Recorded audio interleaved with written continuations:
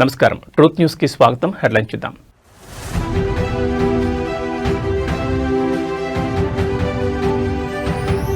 కేంద్ర పథకాలను ఏపీకి ఎక్కువగా తీసుకురావాలి. హెచ్ఓడీల సమావేశంలో సీఎం చంద్రబాబు కీలక వ్యాఖ్యలు.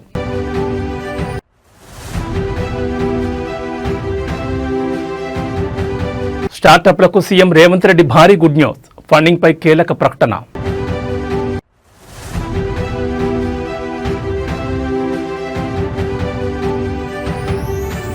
గూగుల్ సీఈఓ సుందర్ పిచాయ్తో మంత్రి లోకేష్ భేటీ. పలు కీలక అంశాలపై చర్చ.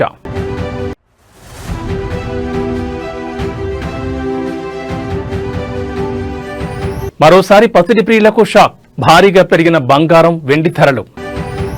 ఇక డీటెయిల్స్ చూస్తే ప్రపంచవ్యాప్తంగా తెలుగువారు సాధిస్తున్న అసాధారణ విజయాలు ఆంధ్రప్రదేశ్ బ్రాండ్ను పెంచాయని ముఖ్యమంత్రి చంద్రబాబు ఉద్ఘాటించారు.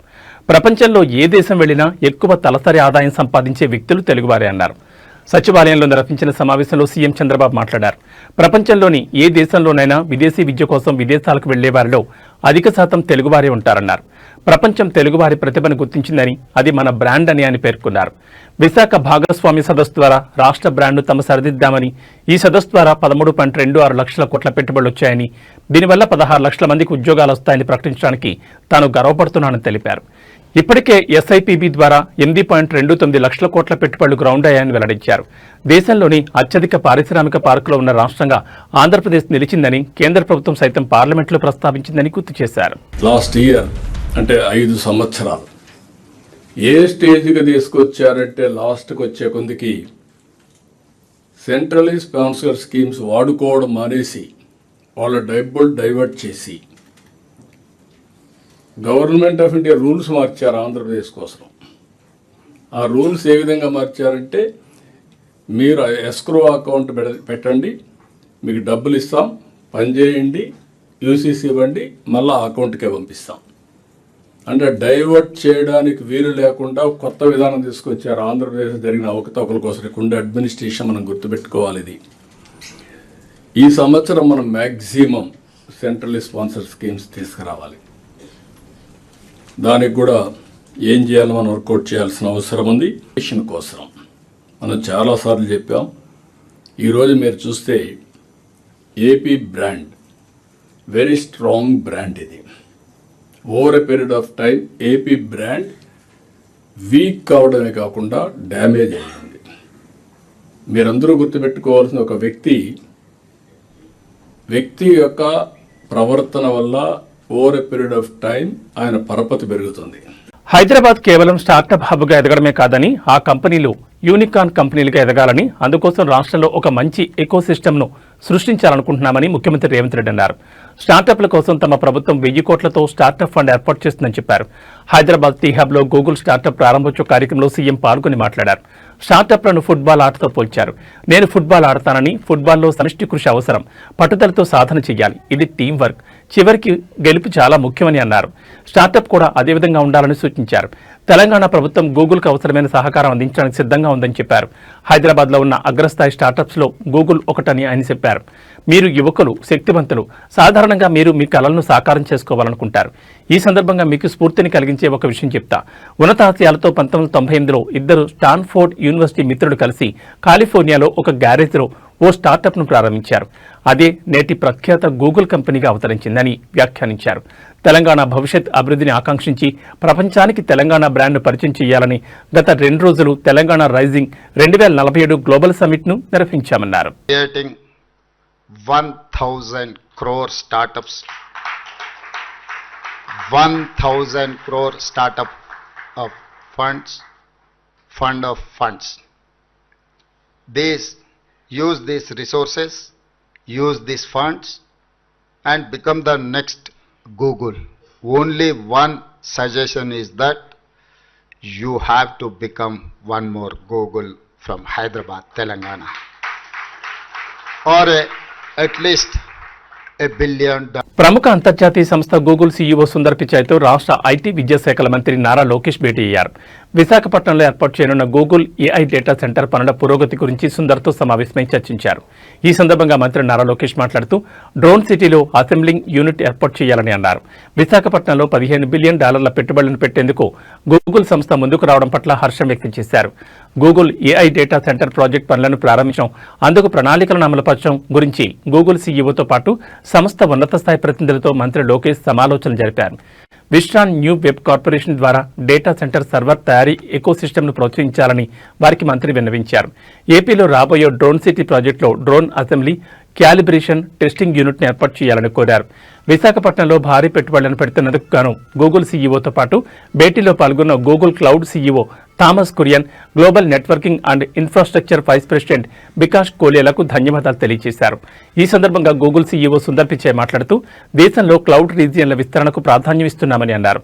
అంతేకాకుండా గూగుల్ ఫర్ స్టార్టప్స్ యాక్సిలేటర్స్ ద్వారా భారత్లో స్టార్టప్ కంపెనీలకు తమ సంపూర్ణ మద్దతు అందిస్తున్నామని వివరించారు. తమ సంస్థ విశాఖపట్నంలో ప్రకటించిన $15 బిలియన్ విలువైన ఏఐ డేటా సెంటర్ అమెరికా ఇతర దేశాల్లో అతిపెద్ద ఎఫ్డీఐ కానుందని వెల్లడించారు.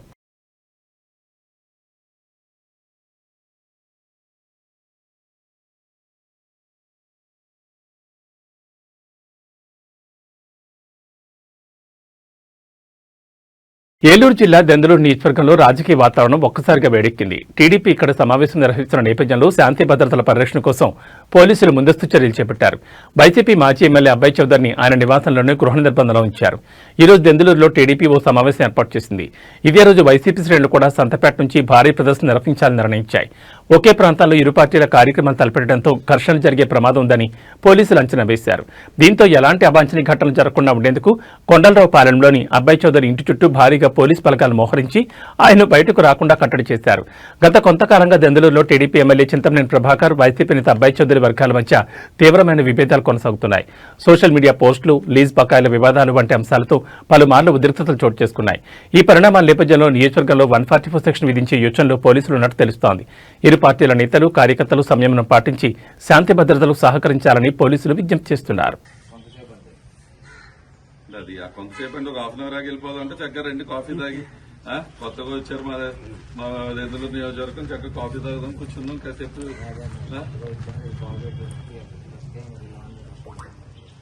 కాంట్రాక్ట్ విషయం మేమే చేసాం సార్. మేము దెందులూరు మా ప్రోగ్రామ్కి వెళ్దాం అంతే. అంటే ఇప్పుడు వేరే చాటుకి వెళ్తామంటే కూడా వెళ్ళకుండా కాసేపు ఇక్కడ ఉండండి అంటే మేము డిపార్ట్మెంట్ రెస్పెక్ట్ అవ్వకుండా ఉండేవాళ్ళం కాదు కదా. కానీ మా ఎక్స్ప్రెషన్ మేము చేయాలి కదా. ఇప్పుడు ఈ రోజు మేము 50,000 సంతకాలు సేకరించి వచ్చి దెందులూరులో, అంటే ఈ దెందులూరు నియోజకవర్గంలో 50,000 మంది ఈ ప్రైవేట్ కాలేజ్ ప్రైవేట్ కాలేజ్ ని ప్రైవేటైజేషన్ చేయడం కరెక్ట్ కాదని చెప్తా ఉన్నారు. మెడికల్ కాలేజ్ నేనేం చేయట్లా, అవి తీసుకెళ్లి అక్కడ మా జిల్లా ఆఫీస్కి పంపించే కార్యక్రమం అంతే. అది రాజశేఖర రెడ్డి గారు దండేసి మేము మా హెడ్ క్వార్టర్స్కి వెళ్ళి అక్కడ రాజశేఖర రెడ్డి గారికి దండేసి మేము అక్కడి నుంచి లాంచ్ చేసి వెళ్ళిపోతాం సార్. మేము ఎవరితో గొడవ పట్టడానికి వెళ్తా, ఎవరితో గొడవ పడం. నా ఇంట్లో నేను ఎటో కూర్చునే ఉంటాను సార్. మీరు చెప్పిన మీరే గెస్ట్ కాబట్టి మిమ్మల్ని కూర్చోబెడతానని చెప్తున్నా. దారాల కాఫీలు టీ ఏదని ఇప్పిండి. పల్నాడు జిల్లా సత్తెనపల్లిలో అపవిత్రమైన సంఘటన చోటు చేసుకుంది. పట్నంలోని 2 పురాతన ఆలయాలను లక్ష్యంగా చేసుకుని దొండగులు చోరీకి పాల్పడ్డారు. పట్నంలోని శివాలయం, అలాగే వేణుగోపాల స్వామి గుడిలో దొంగలు హుండీలను పగలగొట్టి అపహరించుకుపోయారు. ఈ 2 ఆలయాలు చారిత్రక ప్రాధాన్యత కలిగిన కావడంతో ఈ చోరీ ఘటన స్థానికంగా తీవ్ర కలకలం సృష్టించింది. రాత్రి వేళలో ఆలయాల తలుపులు పగలగొట్టి లోపలికి ప్రవేశించిన దొంగలు భక్తులు సమర్పించుకున్న కానుకలు ఉండే హుండీలను ఎత్తుకెళ్లారు. దొంగతనానికి పాల్పడిన విధానం, వారి ముఖాలు ఆలయ ప్రాంగణంలో ఏర్పాటు చేసిన సీసీ కెమెరాలో స్పష్టంగా రికార్డయ్యాయని పోలీసులు తెలిపారు. సీసీ ఫుటేజ్ ఆధారంగా కేసు నమోదు చేసి నిందితులను పట్టుకునేందుకు గాలింపు చర్యలు చేపట్టామన్నారు. ఈ చోరీ ఘటనపై స్థానిక భక్తులు, ఆలయ కమిటీ సభ్యులు తీవ్ర ఆందోళన వ్యక్తం చేస్తున్నారు. పట్టణంలో పురాతన ఆలయాలకు కూడా రక్షణ కరువైందని వాపోయారు. తక్షణమే దొంగలను పట్టుకుని హుండీలను, ఆలయ సొమ్మును తిరిగి స్వాధీనం చేసుకోవాలని డిమాండ్ చేశారు. గతంలో కూడా సత్తెనపల్లిలో దొంగతనాలు జరిగాయని, వాటికి సంబంధించిన వీడియోలు కూడా ఉన్నాయన్నారు. పోలీసులు సీసీ కెమెరాల దృశ్యాలను పరిశీలిస్తున్నారని పేర్కొన్నారు. అయితే సత్తెనపల్లిలో చోటు చేసుకున్న ఈ వరుస దొంగతనాల పట్ల ప్రజల్లో భయాందోళన నెలకొంది. దోషులను త్వరగా పట్టుకోవడంతో పాటు ఆలయాలకు భద్రతను పెంచాలని ప్రజలు కోరుతున్నారు.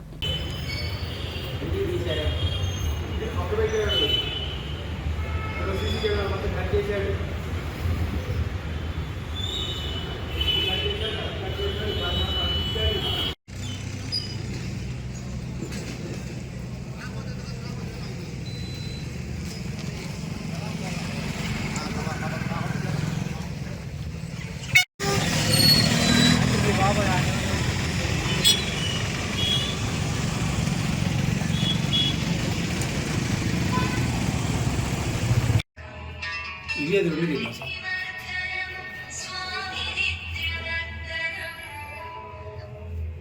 మేడం గారు వస్తమ్మా, అవునమ్మా, రాత్రి దొంగలు పడ్డారు, శివాలయంలో పడ్డారు, వేణుగోపాల స్వామి గుడిలో పడ్డారు.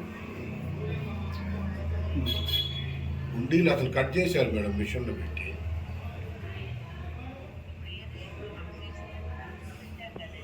ఉన్నాయి, సీసీ కెమెరాలు కూడా ఉన్నాయి అక్కడ కూడా.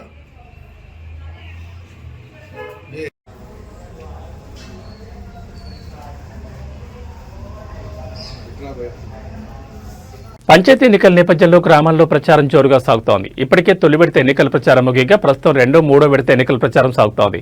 ఈ క్రమంలో స్టేషన్ ఘన్పూర్ నియోజకవర్గంలో బీఆర్ఎస్ అభ్యర్థుల ప్రచారాన్ని ఎమ్మెల్యే కడియం శ్రీహర్ అడ్డుకున్నారు. ఎమ్మెల్యే పర్యటన పేరుతో పోలీసులు బీఆర్ఎస్ కార్యకర్తలను ప్రచారం చేసుకోనివ్వకుండా అడ్డుపడుతున్నారు. ఈ నేపథ్యంలో హనుమకొండ జిల్లా ఐనవోలు మండలం గర్మెళ్లపల్లి గ్రామంలో బీఆర్ఎస్ కార్యకర్తలు ఆగ్రహం వ్యక్తం చేశారు. కడియం సారు మనది ఏ పార్టీ, కాంగ్రెస్ హామీలు ఏమయ్యాయని రాసిపెట్టి ఉన్న ప్లకార్డులతో నిరసన దిగారు. గర్మెళ్లపల్లి గ్రామ ప్రజలకు నమస్కారాలు. మా భార్య ఎస్సీ రిజర్వ్ కావడం వల్ల మా భార్యను సర్పంచ్ అభ్యర్థిగా నిలబెట్టినాను.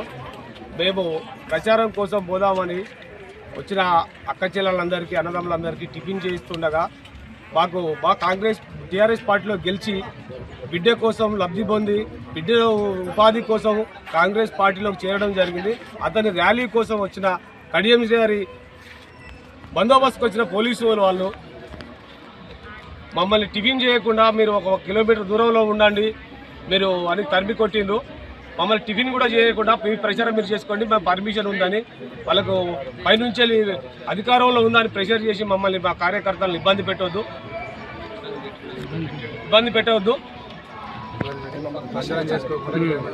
ప్రచారం చేయకుండా కిలోమీటర్ దూరం పంపించినారు. ప్రచారం మేము చేసుకుంటుంటే పోలీసు వాళ్ళు వచ్చి మీరు ఇక్కడ వేయద్దు, మేము వాళ్ళకి ఇచ్చాం పర్మిషన్, మీకు పర్మిషన్ లేదు అని నెట్టేయడం జరుగుతున్నది. దాదాపు 1 కిలోమీటర్ దూరం మమ్మల్ని తరిగి కొట్టడం జరుగుతున్నది. మా వెనకనే రావడం జరుగుతున్నది జబర్గడ్డ పోలీసు వాళ్ళు. మేము ఏమనుకున్నా కూడా మా ప్రచారం మేము చేసుకోవడం జరుగుతుంది. మాకున్న ధైర్యం, మా ఉంగరం గుర్తు పక్కా గెలుస్తుంది. ఆ భయం వాళ్ళకు చుట్టుకొని కాంగ్రెస్ వాళ్ళు చేస్తారని వాళ్ళ ప్రచారం ఆపండి సార్ అని పోలీసు వాళ్ళు చెప్పడం జరిగింది. వాళ్ళు వచ్చి ముందుకు వచ్చి నూకేయడం జరుగుతున్నది, మమ్మల్ని నెట్టేయడం జరుగుతున్నది. కనీసం రోడ్డు మీద ఉండే పర్మిషన్ మాకు లేదని బెదిరిస్తున్నారు సార్ వాళ్ళు.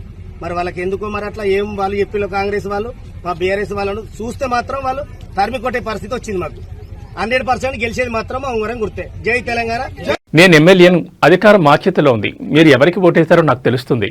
పోలింగ్ డబ్బాలో చూస్తా అంటూ ఆలేరు కాంగ్రెస్ ఎమ్మెల్యే ఓటర్లకు మాస్ వార్నింగ్ ఇచ్చారు.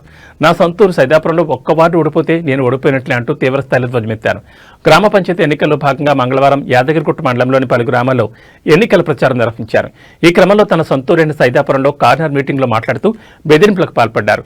సైదాపురం నా సొంత గ్రామం, మీరంతా మా కుటుంబ సభ్యులే. కాంగ్రెస్ పార్టీ బలపరిచిన అభ్యర్థి గెలుస్తాడని సర్వేలని చెప్తున్నాయి. అభ్యర్థి గెలుపు లాంఛనమే అని పేర్కొన్నారు. కొంతమంది కిగిరిగాళ్లు ఇండల్లోకి వచ్చి ఓట్లను అడుగుతున్నారని మండిపడ్డారు. గ్రామంలో కాంగ్రెస్ సర్పంచ్ ఉంటేనే అభివృద్ధి చేస్తారని తెగేసి చెప్పారు. 1 వార్డు ఓడిపోయినా నేను ఓడిపోయినట్లే. 1 ఓటు బీఆర్ఎస్ పార్టీ అభ్యర్థికి వేసినా నా మీద ఒట్టే. వీరభద్రస్వామి మీద ఒట్టి చెప్తున్నా. ఒక్కొక్కటి పని చెప్తా, వాళ్ళ తాట తీస్తా, నా ఇంటికి వస్తారు, పనులు చేయించుకుంటారు, నాపైనే పోటీ దిగుతారా? గుర్తుపెట్టుకోండి, నా గడపను తొక్కనీయా అంటూ మాస్ వార్నింగ్ ఇచ్చారు. ఈ క్రమంలో సైదాపురం గ్రామానికి హామీల వర్షం కురిపించారు. సొంత నిధులతో ఫంక్షన్ హాల్ నిర్మిస్తానని, సంక్రాంతి వరకు మరో 70 ఇందిరమ్మ ఇళ్లను మంజూరు చేస్తానని హామీ ఇచ్చారు. అవునా కాదా? కొంతమంది సాటుంగా వచ్చి మన కులం మనోడు 1 ఓటేయమంటున్నారు. వేస్తారా? అట్లా నమ్ముకున్న పార్టీకి మోసం చేస్తారా? చేస్తే నేను చూడన్నా. ఇప్పుడు నేను ఎమ్మెల్యేను, డబ్బాలు ఎవరు ఓటేస్తున్నారు నాకు తెలియదా? 1 ఓటు పోతే నా మీద ఒట్టే, 1 ఓటు పోతే నా మీద ఒట్టే. పక్క పార్టీకి పోయినోడు కూడా మనోడే, ఆడు నా బామ్మర్దే. వాడు నేను వేరే ఎంపీటీసీ ఇస్తారా బామ్మర్ది అంటే నన్ను జనాలు అడ్డుకున్న వీడియోలు సోషల్ మీడియాలో పెడితే అంతు చూస్తానని ఖానాపూర్ ఎమ్మెల్యే వెడ్మా బొజ్ పటేల్ బెదిరింపులకు దిగారు. సర్పంచ్ ఎన్నికల ప్రచారంలో భాగంగా ఊరూరా తిరుగుతున్న ఆయనను మంచిర్యాల జిల్లా చెన్నారం మండలం దేవునిగూడ గ్రామంలో ప్రజలు నిలదీశారు. ఎన్నికల సందర్భంగా కాంగ్రెస్ పార్టీ ఇచ్చిన హామీలను ఎందుకు నెరవేర్చడం లేదని జనం ప్రశ్నించారు. దీంతో సమాధానం చెప్పలేక ఎమ్మెల్యే ప్రచారాన్ని మధ్యలోనే వదిలేసి వెళ్లారు. గ్రామాల్లో జనం తనను అడ్డుకున్న వీడియోలను సోషల్ మీడియాలో పెడితే అంతు చూస్తానని బెదిరించారు. కోపంతో చిందులు వేశారు. మీ గ్రామానికి 1 ఇందిరమ్మ ఇళ్లు రాకుండా చేస్తాం, ఏం చేసుకుంటారో చేసుకోండి అని బెదిరింపు ధోరణిలో మాట్లాడారు.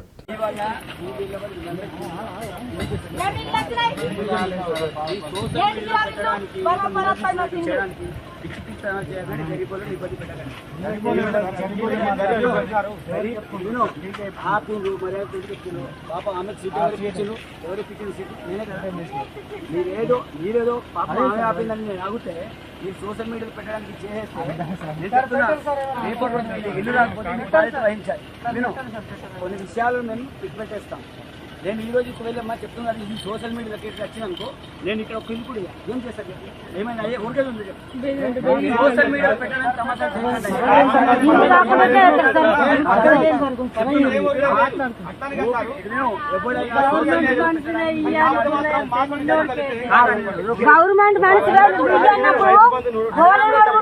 అడగడం తప్పలేదు. నేను చెప్తాను అడగడం తప్పలేదు. వీళ్ళు ఏం చేస్తారు సోషల్ మీడియా రేపు ఏ ఒక్క వీడియో అయినా మీరు ఇక్కడ ఆడినట్టు ఏమైనా సోషల్ మీడియా రావాలి, దానికి బాధ్యత మీరు చెప్తున్నారు. మీరు ఎవరైతే సోషల్ మీడియా పక్కా చెప్తున్నా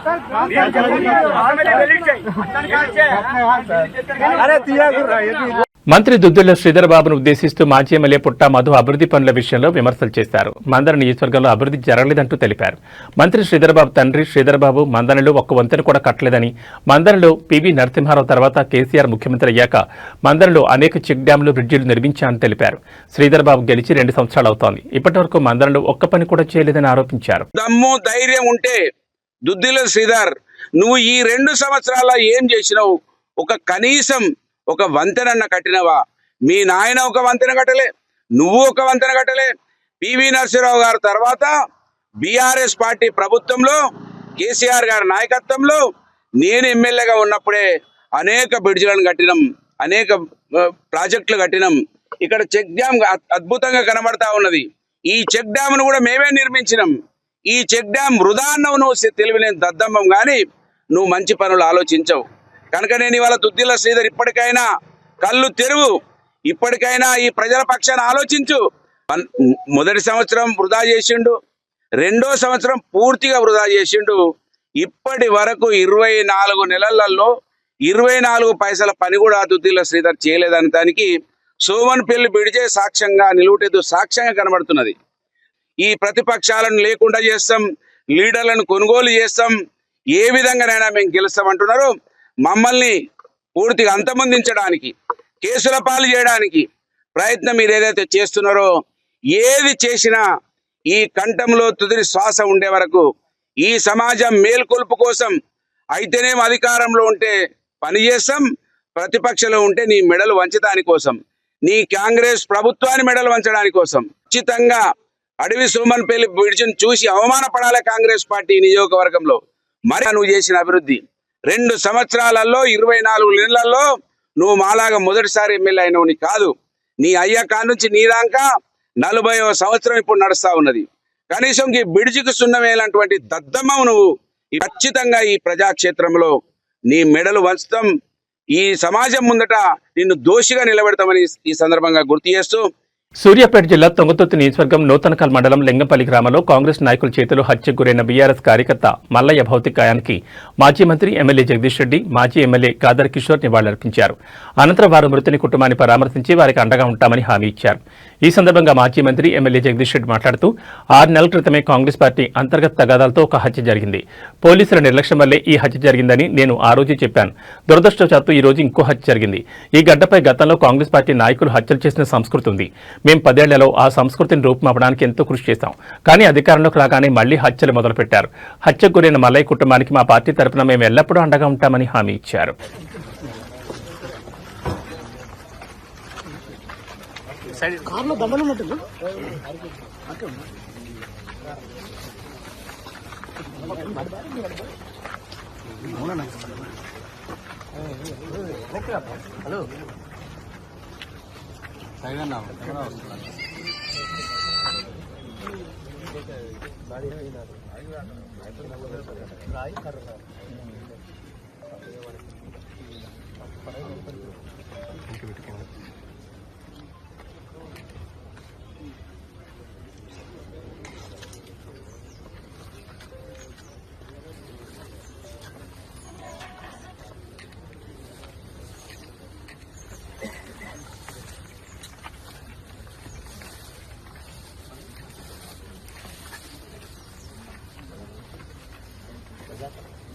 ఆరు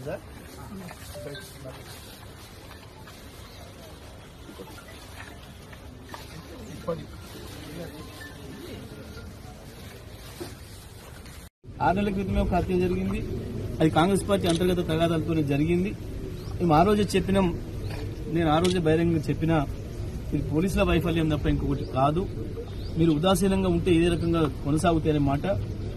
అందుకే మళ్ళీ చెప్తున్నా, నేను ఇటువంటి కేసుల్లో పోలీసులు తీవ్రంగా స్పందించకపోతే, కఠినమైన చర్యలు తీసుకోకపోతే అవి కొనసాగుతాయి. ఈ ప్రాంతంలో గతంలో ఆ సంస్కృతి ఉంది.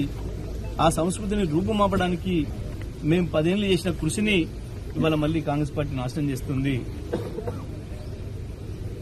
జిల్లాలో ఉండే ప్రజలు, ప్రజాస్వామికవాదులు, ఇతర పార్టీల నాయకులందరూ కూడా నేను విజ్ఞప్తి చేస్తా ఉన్నా, ఈ విషయంలో అందరం కూడా ఏకం కావాల్సిన అవసరం ఉంది. కాంగ్రెస్ మూర్ఖ వైఖరిని ఎండగట్టాల్సిన అవసరం ఉంది. ప్రజల్లో కాంగ్రెస్ గుండాయిజాన్ని వ్యతిరేకిస్తూ పెద్ద ఎత్తున ఉద్యమాలు చేయాల్సిన అవసరం కూడా వస్తూ ఉంది. తప్పకుండా మనం అందరం కూడా పనికి పూనుకోవాలని చెప్పి విజ్ఞప్తి చేస్తూ, మేము మా ఉప్పల మల్లయ్య, మా కార్యకర్త కుటుంబానికి పూర్తి స్థాయిలో అండగా ఉంటాం. మా కార్యనిర్వాహక అధ్యక్షులు కేటీఆర్ గారు కూడా మాట్లాడి వారు వస్తారని చెప్పడం జరిగింది. కానీ ఇవాళ ఉన్న పరిస్థితులలో ఒకవైపు ఎన్నికలు జరుగుతూ ఉన్నాయి, ఇంకా ఉద్రిక్తతలు పెరిగే అవకాశం ఉంది అని చెప్పి మేమే వద్దని చెప్పడం జరిగింది. మరి తొందరలోనే వచ్చి ఆ కుటుంబాన్ని పరామర్శించి పార్టీ నుంచి పూర్తిగా ఆ కుటుంబాన్ని ఆదుకోవడానికి కావాల్సిన కార్యక్రమాలు కూడా మేము చేస్తాం. మరి ఇటువంటి దాడుల్ని అందరూ కూడా ఖండించాలని చెప్పి విజ్ఞప్తి చేస్తాం. 2 రోజులుగా కాస్త తగ్గుముఖం పట్టిన బంగారం వెండి ధరలు బుధవారం అప్డేట్ అయ్యాయి. బంగారం వెండిపై భారీగా పెరిగింది. మన భారతీయ సంప్రదాయంలో బంగారానికి అత్యంత ప్రాధాన్యత ఇస్తారు. హిందూ సంప్రదాయంలో ప్రత్యేక స్థానం ఉంది. ఈ మధ్య కాలంలో నుంచి విపరీతంగా పెరుగుతున్న ధరలు ఇప్పుడు మరింతగా ఎగబాకాయి. దేశీయంగా 24 క్యారెట్ల 10 గ్రాముల బంగారంపై ₹870 వరకు పెరిగిగా, అదే 22 క్యారెట్ల 10 గ్రాముల బంగారంపై ₹800 వరకు పెరిగింది. ఇక వెండి విషయానికి వస్తే కిలో వెండిపై ఏకంగా ₹9,000 పెరిగింది. దీన్ని బట్టి చూస్తే వెండికి ఎంత డిమాండ్ ఉందో అర్థమైపోతోంది. వెండిని చాలా వాటిలో ఉపయోగిస్తున్నారు. ముఖ్యంగా ఎలక్ట్రిక్ వాహనాలు, ఇతర పరికరాల్లో సిల్వర్ను అధికంగా ఉపయోగిస్తుండటంతో బంగారంతో సమానంగా పరుగులు పెడుతోంది. ప్రస్తుతం బంగారం, వెండి కొనాలంటేనే భయపడే రోజులొచ్చాయి. ధర పెరిగిన తర్వాత వెండి కిలో ధర 1,99,000గా ఉంది. అదే హైదరాబాద్, చెన్నై, కేరళ రాష్ట్రాల్లో అయితే భారీగా ఉంది. ఇక్కడ కిలో వెండి ధర 2,07,000 వద్ద కొనసాగుతోంది.